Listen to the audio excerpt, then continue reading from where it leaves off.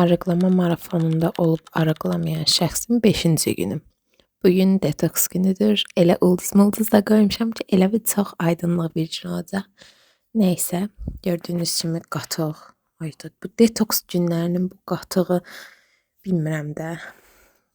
Detoks etməyəcəm bundan sonra. Hər dəfə detoks etdiyim gün deyirəm ki, bundan sonra etməyəcəm, amma həqiqətən mən etməməliyəm. Çünki yəni mən düzgün qidalanmıram belə. Qaldı ki, detoks.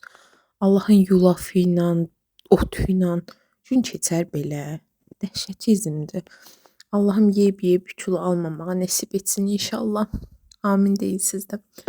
Nəysə, sonrası nə deyəcəkdim? Hələ mən səhər yeməyini hazırlayıram videoda.